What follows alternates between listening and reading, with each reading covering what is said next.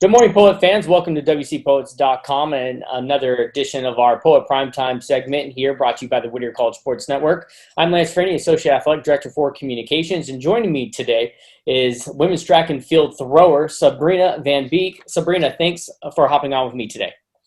Thank you for having me. I'm excited to be here. Yeah, so Sabrina, it's great to see you. I know it's been a while since you've been on campus, and how has quarantine been for you, and how's remote instruction? It's definitely been a difficult transition for me just because I know that I do better when I'm interacting with a lot of people, but living at home, being with my family and our dog, and getting to reconnect with all of my friends in my hometown, whether that's over Zoom or having a distance picnic, that's been really helpful. Okay, that's really nice. And remote instruction, has that been pretty easy for you, or was it kind of a slow start at the beginning? There is definitely a learning curve with getting used to it, but all the professors have been really helpful with helping us to make that transition and making sure that everything makes sense. And I've been really lucky with my political science major. Most of my classes are based on discussion anyway, so doing that in a Zoom format is almost about as effective as sitting in a classroom and doing the same thing. So I've been really lucky in that aspect. That's great. During this time, have you been able to continue training and practicing and doing some throwing at all? hmm I've definitely kept up with doing some of the physical training just because that helps a lot too with getting you out of the house and helps you with the transition into quarantine. But in terms of practice in the ring, it's a little bit more difficult as a thrower because I'd have to be in a ring. And if I want to do discus or hammer, my favorite events, I'd have to have a ring that has it set up net just for safety purposes. So it's mostly just been keeping up physical conditioning and throwing shot every once in a while if I can. Have you been keeping up with teammates? A little bit. So a couple of our throwers, we have a group chat, so we've been talking in there. Not as much as I would like to. And there have been a couple team events with track as a whole, but for the most part, it's just been individual relationships. I have a couple friends on the cross-country team that we've been talking to, and we get together fairly regularly, so that's definitely good. We'll do Zoom group meetings, we'll play video games, or we'll just hang out on the Zoom call, and that's definitely fun. Okay, nice. You only got to compete in a few events a year ago because of COVID. Now that you see your spring this year was canceled as well, how are you feeling at this moment? How has your mental strength been knowing that a couple of your seasons you're not actually going to be able to get unless you want to come back and compete? Well, when the news first came, it was definitely devastating, but I've come to the conclusion all good things have to come to an end eventually. This was just a little bit more sudden than I was expecting, and I'm really just moving forward with it as I can. There's nothing I can do about it. When everything calms down, if I want to go back and use those extra years of eligibility, that's absolutely an option.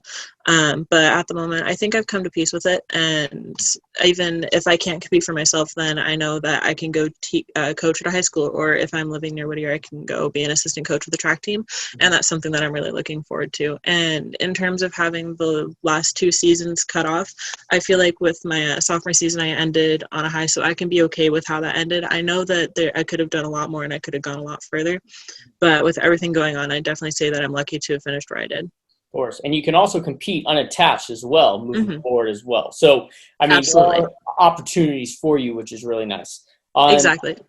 Talk about your major, minor, future plans after graduation. So for the next couple weeks, I'm just working on finishing up my senior paper, finishing up graduating, and I'm currently juggling between two different plans. I was originally planning on continuing my education and getting a master's of education and a teaching credential at the same time. But with my current job working for a small business, my boss gave me an offer to oversee a massive expansion and be the manager for that new site.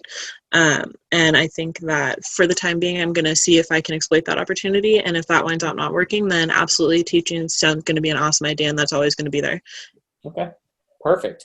How has your experience been at Whittier College, a small liberal arts school, and being a student athlete at a small school? It was fantastic.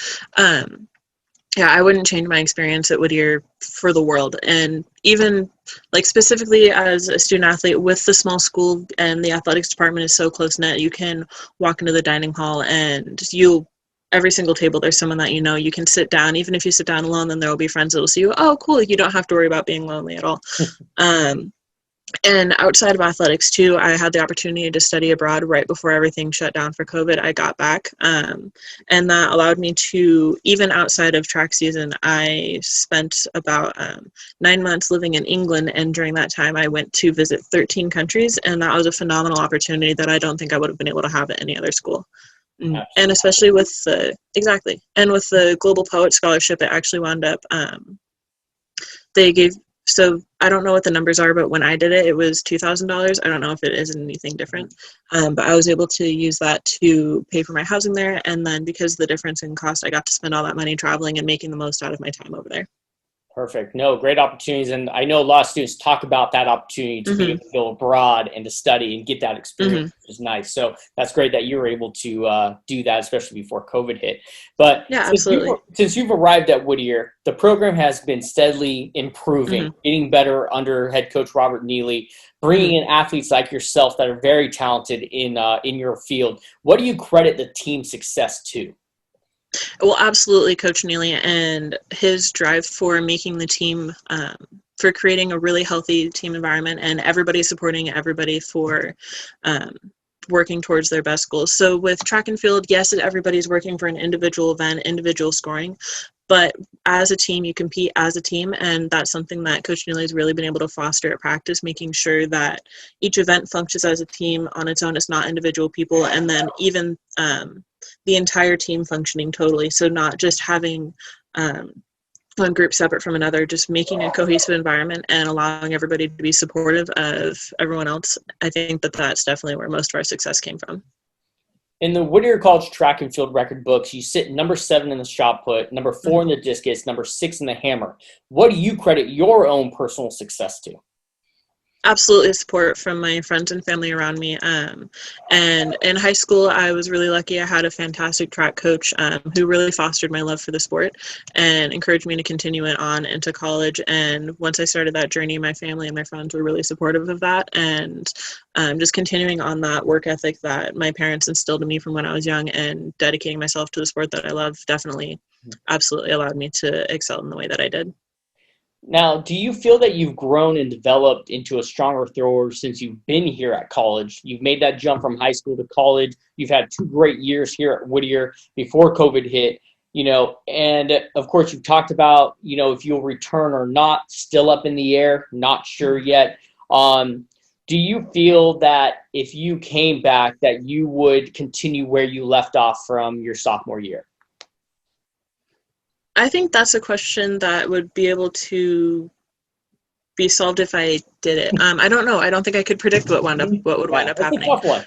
Yeah, I know that from my freshman year to my sophomore year, almost every single track meet, I had at least one PR and at least one event, and that was definitely really exciting. Being able to put in the work with a larger team with a different coaching staff, that was absolutely helpful. I think that if I went to go back onto the track team, I would definitely be able to maintain increasing my numbers on that. There would be a little bit of a curve, of course, because I've taken a couple of years off, but I think I'd be able to get back into it, and it would be a really good experience. Yeah. Now, the last question I have for you, any words or advice for future poets looking at attending Whittier College? And also, how were you able to balance both track and field and your academics here? My first advice is going to be absolutely making connections with as many students as you can. The main value in Whittier is the small class sizes and the connections you can get with your professors and the students around you, because in your major, you're going to be seeing those students throughout your classes for the rest of your degree. And I think that those interpersonal connections that I made were absolutely the most valuable part of my academic experience. And then what was the second part of the question? Balancing. How were you able to do Balancing it? Mm-hmm. Absolutely. Just focusing on making a schedule for myself.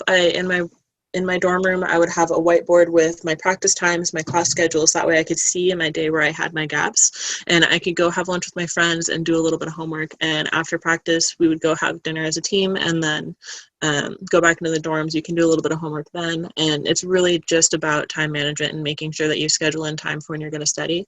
And on top of that, scheduling in time for when you're going to allow yourself to have fun and relax, because there absolutely needs to be a work-life balance. I think that might have been the key to my success. Of course. Now, the last part of the interview, these hot seat questions that we ask our current athletes, get to know you a little bit more. So, Hmm. first thing that pops into your head when I ask you these questions. First one, favorite food. Ooh, either Thai food or dark chocolate. That's a hard choice. Uh-huh. Let's go with Thai food. Okay. If you could go on a vacation anywhere, where would you go? I've always wanted to go to Norway and see the fjords and the northern lights. That would be fantastic. Okay. Favorite professional athlete. Serena Williams. She's absolutely an inspiration to me with the dedication that Mhm. she puts into the sport and continues on after having a child. I think that's absolutely impressive. A tennis player. Okay, I Hmm. like that. Good. Have a favorite movie or a genre. My favorite genre is definitely sci-fi fantasy. Favorite movie, I think I'd go with Thor Ragnarok.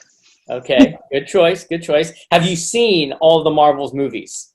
Absolutely. Yeah, I've even done marathons where I followed them all the way through and watched them in really? chronological order. Well, that is a long day for you to do that. Hmm. Um, It was a lot of fun. there's like what, 22 of them?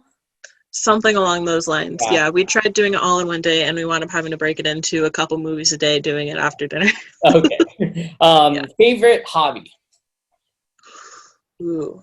Um, or something I in the. think I'd have to go with painting actually as a new one. Okay. Since the beginning of quarantine, I took a painting class and everything I learned in that has definitely started a new passion in me. Okay. And you didn't do art before that? Mm-mm. No, most I'd done was a ceramics class in high school, Uh-huh. but the painting class at Whittier had me fall in love with it, Mhm. and now I have a wall covered in canvases. That's great. Very soothing, right? Yeah. Kind of takes you away from Hmm. everything else happening. So, Absolutely. okay, the last one. If you're stranded on an island and you could bring one thing with you, what would it be? A boat. Oh, wow. I A don't boat, but for know. yeah, I don't know. I always think a boat. Um, but I think definitely my dog. Yeah, just some sort of Okay. companionship because I know that that would be good. And yeah, Well, good one. it goes on my dog. That's the first one, the first dog that we've had here on the Poet Primetime. So you're the first athlete to say you want to bring a companion like that. So Fantastic. awesome. Well, Sabrina, that's all the time I have with you for today. I really appreciate you hopping on and answering some of these questions for me today.